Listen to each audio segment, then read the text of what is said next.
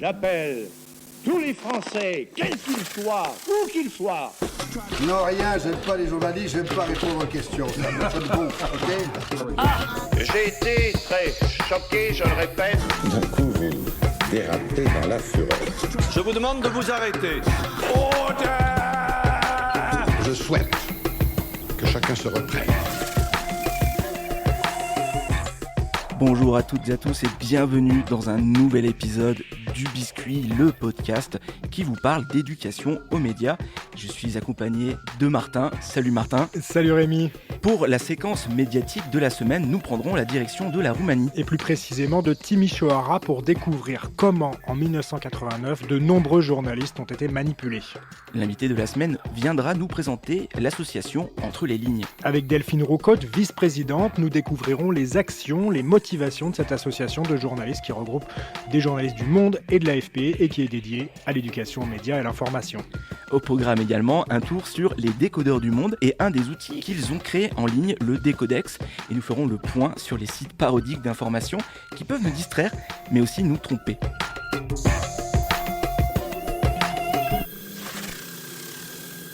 Décembre 1989, la chute du régime communiste en Roumanie. Le dictateur Nicolae Ceausescu et son épouse fusillés comme des chiens après un simulacre de procès. Nous, en France, on a regardé tout ça à la télé. En fait, depuis la chute du mur de Berlin, vécue en direct dans les JT, elle était restée allumée, la télé. Parce que la révolution roumaine s'est faite sous l'œil des caméras. Parce qu'elle a été dirigée depuis un studio télé. Parce qu'elle a été pensée comme un happening permanent auquel on crut et qu'ont relayé les médias du monde entier. Le clou, l'effroyable découverte, un charnier, 4000 corps mutilés. Tout cela était entièrement bidon. Comment les journalistes ont-ils pu ainsi se faire avoir ?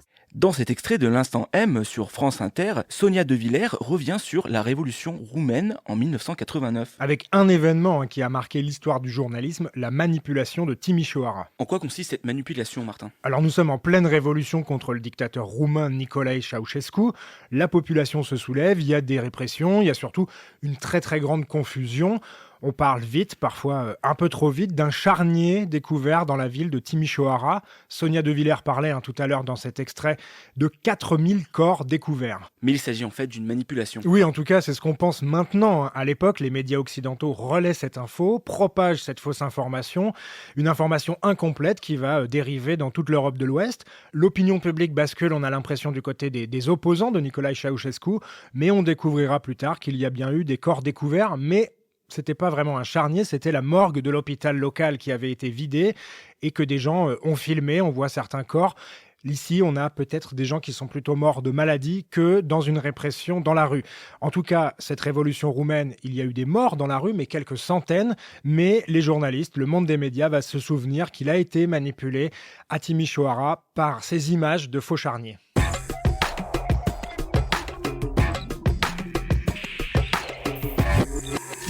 Cette semaine, du Biscuit s'intéresse à l'association Entre les lignes. L'association Entre les lignes, elle a presque 10 ans. Elle regroupe des journalistes de l'AFP, des journalistes du Monde. Vous avez des journalistes qui sont présents en Île-de-France, mais également dans d'autres régions. Il y a quelques correspondants. N'hésitez pas à aller vous renseigner sur le site entreleslignes.media pour en savoir un peu plus. 200 journalistes bénévoles sont mobilisés pour toutes ces opérations. Et Delphine Roucaute, vice-présidente de l'association Entre les lignes, souligne l'importance de la formation pour les intervenants journalistes, notamment en ce qui concerne la pédagogie. La base de l'éducation aux médias, c'est d'être dans la bonne posture. C'est-à-dire que ça ne sert à rien d'être dans une posture descendante et de dire il y a telle bonne manière de s'informer et telle manière est mauvaise. Ça n'a aucun sens. C'est juste une manière de, être un peu méprisant envers les personnes qu'on a en face de soi et d'être hors sol. Donc le parti pris pédagogique d'Entre les lignes, c'est de toujours partir des pratiques des élèves. On commence toujours chaque atelier en demandant « Et vous, comment vous informez ? C'est quoi la première application que vous ouvrez le matin ? C'est quoi votre manière de parler avec vos amis ? C'est quoi la dernière info que vous avez entendue ? Où ?» C'est toujours partir du réel et des pratiques concrètes pour ensuite bâtir une réflexion à partir de là et pour dire voilà, votre usage aujourd'hui c'est ça et vous pouvez faire en sorte de vous informer de la bonne manière grâce à cet usage. Après, on est aussi là pour donner envie aux élèves et plus généralement aux personnes, puisqu'on a aussi des publics adultes en face de nous, notamment en bibliothèque. Mais notre rôle, c'est aussi de donner envie aux gens de s'informer et de donner, d'avoir cet enthousiasme aussi face à l'info et pas de subir l'information en disant « Ah là là, mais il y a trop d'infos, je n'y comprends rien ». C'est aussi de montrer qu'il y a certains médias qui vont plus correspondre à votre sensibilité et que dans lesquels vous trouverez des informations qui vous intéressent, même si, j'en sais rien, l'actualité en soi ne vous intéresse pas. Et ça, je pense que c'est important de se placer dans la double position et partir des pratiques et à la fois donner des pistes pour les gens qui ont envie d'aller plus loin. Parce que on a tous envie d'aller plus loin, on est tous curieux. Il ne faut pas partir du principe qu'il y a des gens qui en ont rien à faire de l'actualité. C'est pas vrai. Il y a toujours un moyen de se raccrocher au monde qui nous entoure. Et c'est notre rôle aussi en tant que journaliste, professionnel de l'éducation aux médias, d'aller intervenir dans ce sens-là. Partir des pratiques, trouver des moyens variés pour évoquer l'actualité. On l'a entendu, l'association Entre les lignes prend soin de préparer ses interventions et de former ses intervenants.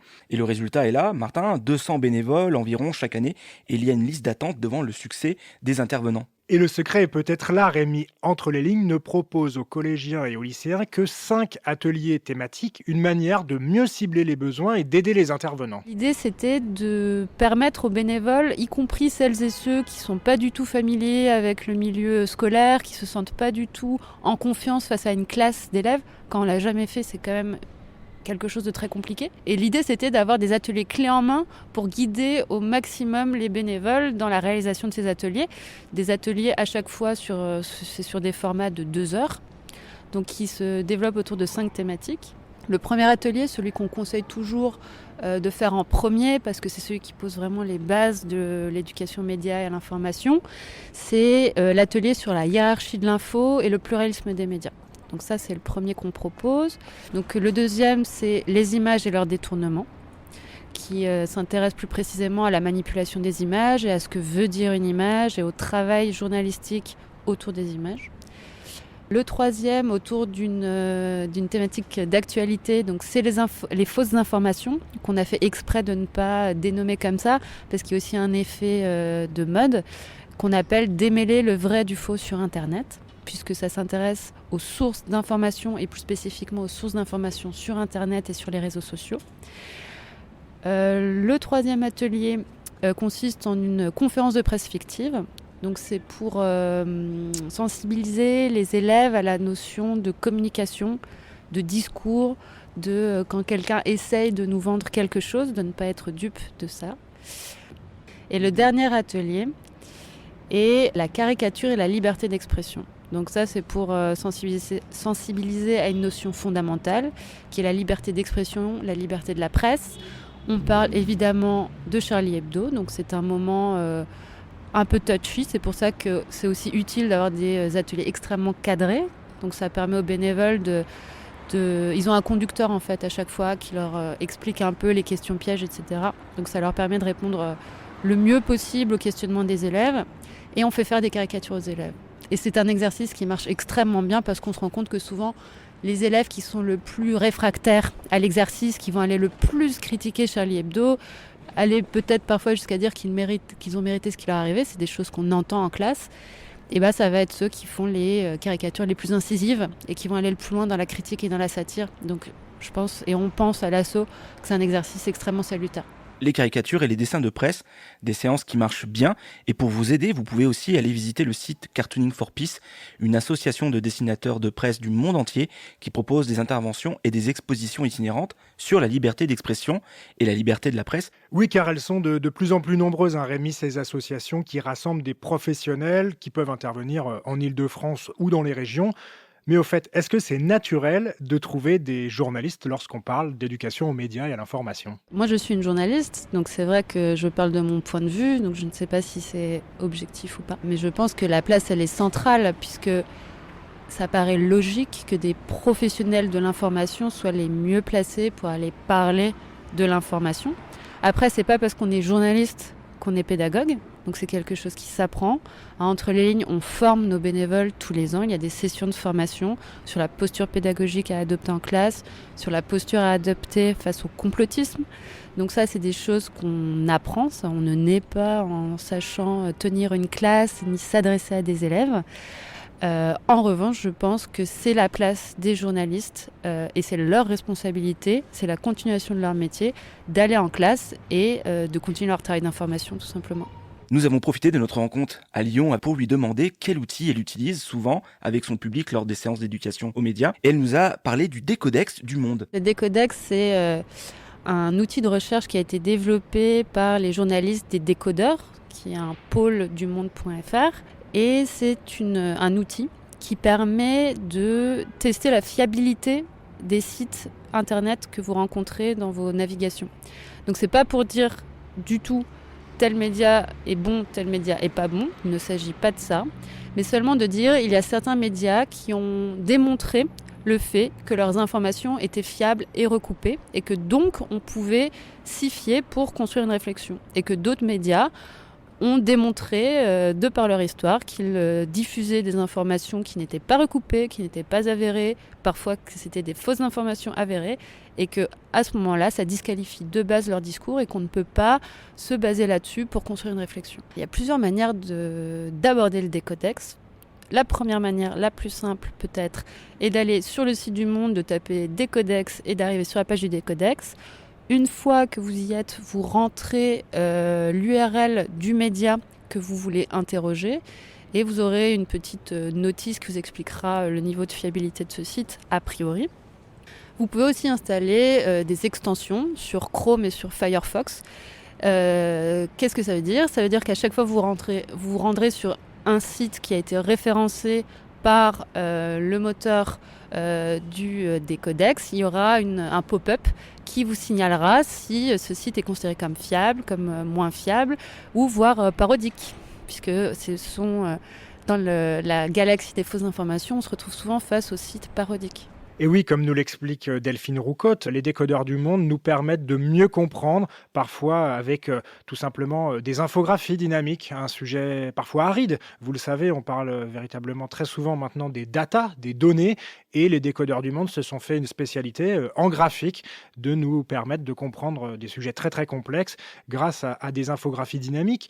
Ils vont aussi nous aider à vérifier des faits, ils vont nous aider à mieux comprendre un certain nombre de choses. Donc c'est un rendez-vous, allez voir Le Monde et à la rubrique Les décodeurs du monde. Ils ont une charte qui explique exactement la manière dont ils vont vérifier les informations, dont ils vont chercher les sources, lire les sondages, etc. Et c'est vraiment un site ressource très très intéressant.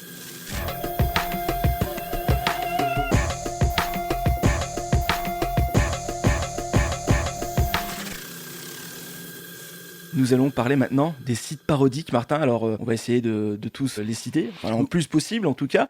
On commence peut-être par le plus connu. En tout cas, ce connu des Français, ouais. C'est le Gorafi. Le Gorafi, le site qui nous permet de juger l'information selon des sources contradictoires. Donc c'est ça qui devrait nous mettre la puce à l'oreille sur le site internet du Gorafi, un pure player. Pas de déclinaison papier, c'est ça, les pure players. Mais le Gorafi a fait son trou, a fait son nid dans les sites d'information parodiques. Alors c'est très intéressant quand on veut se divertir. Et ça permet de rire un peu d'actualité parce que parfois les actualités sont un peu lourdes. Mais je voudrais vous prendre un exemple pour vous dire que, parfois, le Gorafi, ça complique les choses. Rappelez-vous, on se retrouve en 2017, on est pendant la campagne à l'élection présidentielle et on apprend sur les réseaux sociaux des rumeurs, des articles partagés qu'Emmanuel Macron se laverait les mains après avoir rencontré un ouvrier. Je ne sais pas si tu t'en souviens de ça, Rémi. Oui. On avait vu des images, il rentre dans sa voiture, c'est tiré d'un reportage de France 3 et il se lave les mains avec une petite lingette. Ça, le site Crosscheck, qui était une plateforme qui permettait, juste pendant le moment de l'élection présidentielle, de vérifier des informations grâce à la collaboration de très très nombreux médias français mais aussi étrangers, sur ce site Crosscheck, qui n'est plus actif mais qu'on peut aller visiter. Donc là, on a là aussi plein de ressources parce qu'ils ont décrypté de fausses informations. On avait cette fausse information sur Macron se lave-t-il les mains. On comprenait qu'il y avait un petit morceau d'un reportage de France 3 qui avait été tronqué. C'est facile, on coupe le début, on coupe la fin, on isole juste un élément qui nous intéresse, c'était la séquence où Macron se lavait les mains. Donc ça, c'était un vrai reportage de France 3, mais tronqué, coupé, mais surtout sorti de son contexte, complètement détourné, puisque au départ, le reportage nous montrait une partie de pêche où M. Macron prenait des anguilles dans les mains, et ensuite c'était à peu près naturel, tout le monde l'aurait fait, de se laver les mains avec une lingette, sauf qu'avec ça avait été ajouté un article du Gorafi qui datait de quelques jours et qui demandait Macron se lave-t-il les mains après avoir serré la main d'un ouvrier ?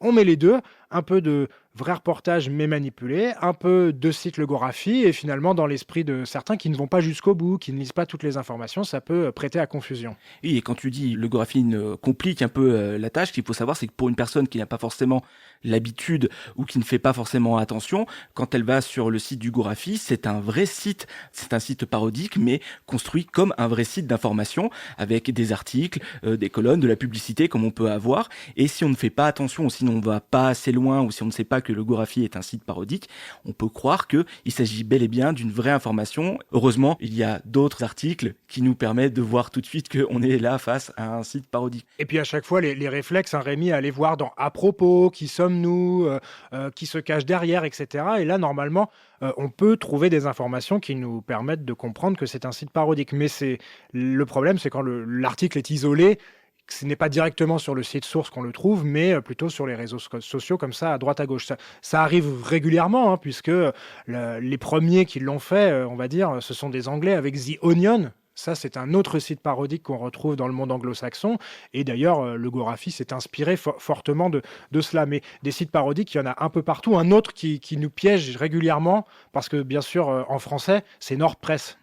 Donc là, on peut trouver ce site belge, à peu près pareil que le Gorafi, pas forcément toujours les mêmes thématiques, mais celui-là nous piège régulièrement. Mais je voulais aussi vous alerter et alerter les auditeurs de ce podcast sur d'autres problèmes avec des comptes parodiques cette fois. Peut-être que tu as en tête quelques exemples, Rémi ? Oui, alors je pense au journal de l'Élysée, c'est ça ? Oui, c'est un compte Twitter. Il y a marqué en tout petit parodie. Effectivement, si on commence à chercher plus précisément, on voit que c'est bien marqué compte très parodique. Mais là, c'est sur Twitter qu'on va déverser un certain nombre d'informations et parfois des personnalités connues se font piéger. Est-ce que tu as un nom ou un exemple à nous proposer ? Alors pas avec le journal de l'Élysée, même si il y en a eu, mais parfois avec des comptes de fausses personnalités. On pense que c'est le compte de Jean-Luc Mélenchon, d'Emmanuel Macron ou d'un soutien de la France Insoumise ou de la République En Marche ou autre. Et en fait, c'est simplement à quelques lettres près, par exemple, le compte de Jean-Lac Mélenchu ou Jean-Lonc Mélenché. Enfin, chacun a bien sûr beaucoup plus d'idées que moi pour faire ces comptes parodiques, mais ça va nous tromper. On peut même aussi retrouver le compte de Dieu sur les réseaux sociaux, sur Twitter, qui va nous tweeter des informations. Donc il y a tout un tas de fausses personnalités. Et là aussi, dans ces comptes Twitter, Facebook ou autres, faut faire bien attention pour savoir s'il y a véritablement une vraie personne derrière. Un compte parodique, il y a toujours des gens, mais on peut aussi leur poser des questions. Et puis, il y a souvent des détails qui nous mettent la puce à l'oreille. Merci Martin, c'est la fin de cet épisode. Comme toujours, retrouvez du biscuit sur le site lechantier.radio. Martin, nous on se revoit très bientôt pour un nouvel épisode. Et oui, on se revoit la semaine prochaine, Rémi. Vous pouvez retrouver du biscuit sur le site lechantier.radio et sur Instagram. N'hésitez pas à liker, partager et à nous attribuer plein d'étoiles sur Apple Podcast. Avant de vous quitter, je vous souhaite bonne chance à chacune et à chacun d'entre vous. Au revoir.